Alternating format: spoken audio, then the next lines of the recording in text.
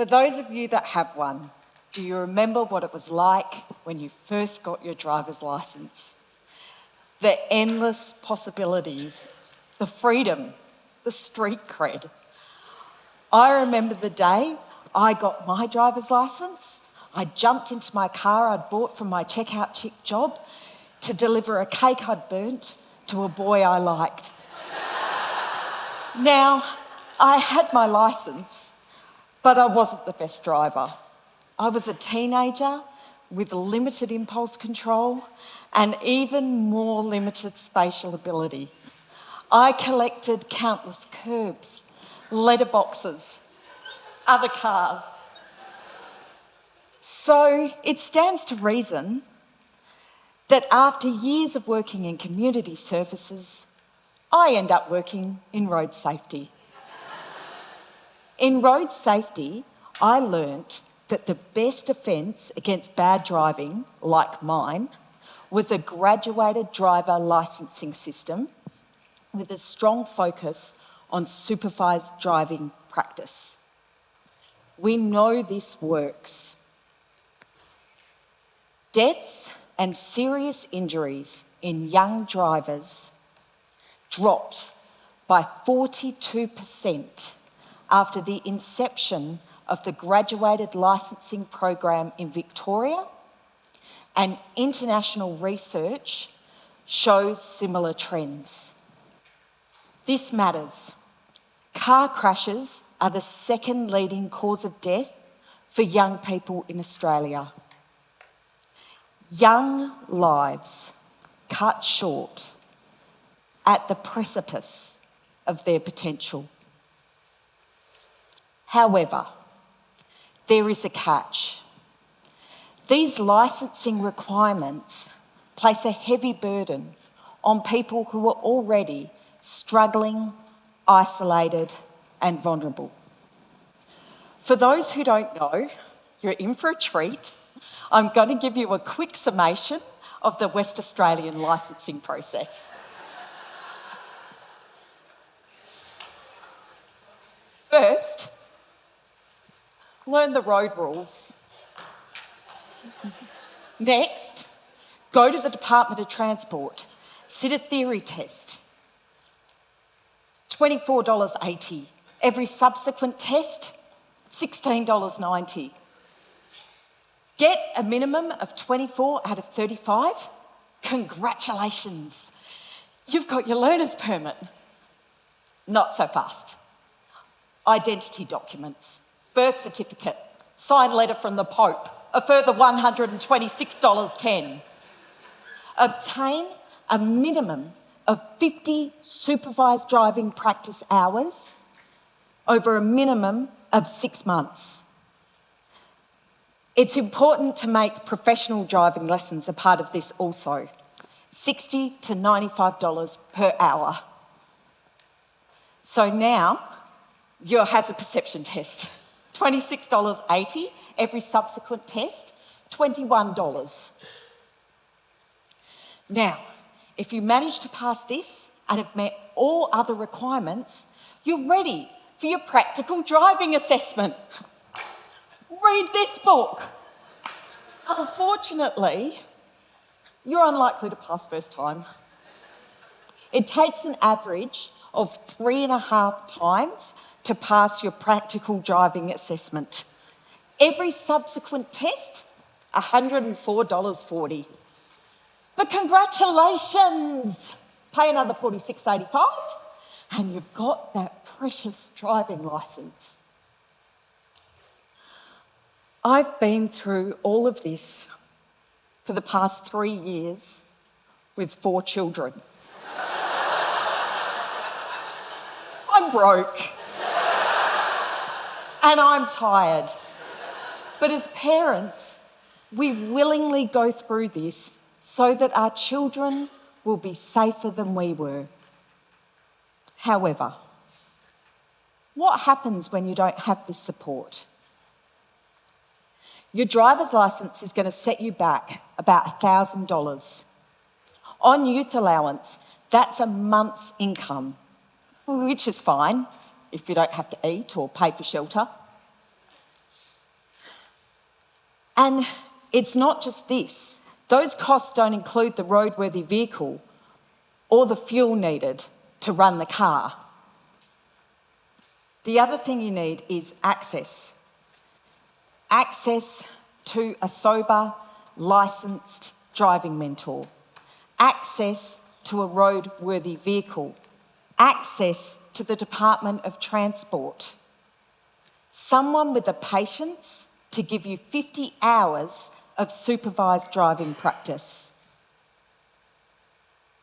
I've worked for 17 years in community services, and I've seen young people stuck in all sorts of situations, unable to get their licence, trapped in the circumstances of their own lives. Imagine a young woman unable to leave her relationship, dependent on her abuser for transport. Imagine young people unable to obtain or maintain employment. Imagine young parents unable to take their sick child to the doctor. In Western Australia, where the roads are long, the public transport is limited, and rideshare apps don't work, having a driver's licence and a car is essential to mobility. For young people in Western Australia, having a driver's licence is still a rite of passage and a ticket to freedom, autonomy, and opportunity. In Bunbury, we decided that enough was enough and things had to change. In particular, we worked with a police officer who said that young people in frustration were driving without a driver's licence, and it became the main point of entry into the justice system for young people. We knew we had to change. We knew the solution was a road safety program targeted to meet the needs of young people with multiple and complex problems. We couldn't get support for our idea. In road safety circles, the fact that we were making it easier for young people to get their licence was seen as compromising road safety. But we believed that we could do both. We could improve road safety and access. So we persisted, and this is how it works. We start by learning those road rules using the Keys for Life program. This is a great program that also improves attitudes to road safety. We then utilise the RIDE system, which is an incredible program that matches volunteer driving mentors with the young people that need them. We call it the end-to-end young driver training system. It is run by investing in our youth. Samara Murphy coordinates the program, and she persists with young people throughout the process, from those lifts to the Department of Transport, to help funding the hazard perception test, the learners test, the practical driving assessment.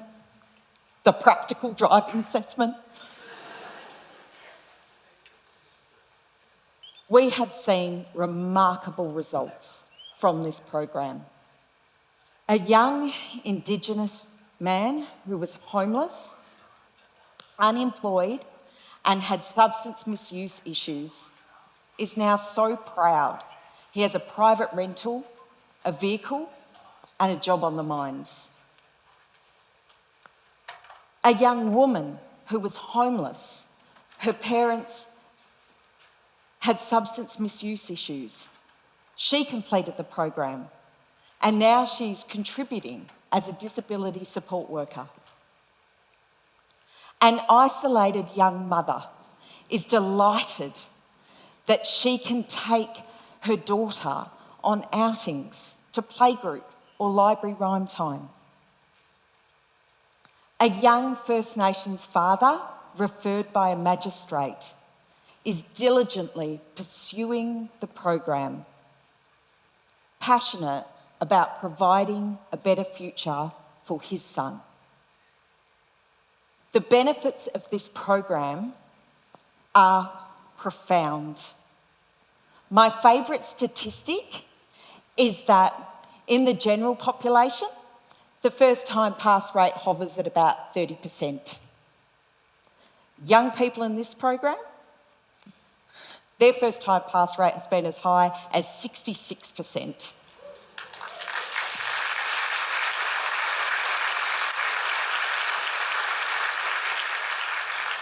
This is proof that we do not have to choose between road safety and opportunities for young people.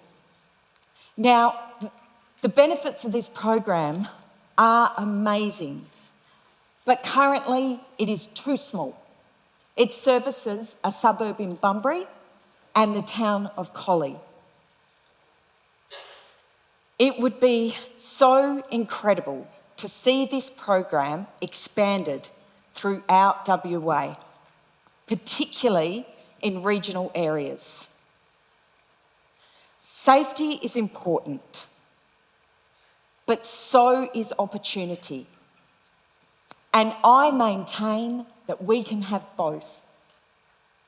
So for you, if you know a young person who is struggling with the licensing process, help them out with some supervised driving hours. Advocate for young people whenever you can for access to mobility, because mobility is an essential component of human flourishing. Please give our young people the keys they need to succeed. Thank you.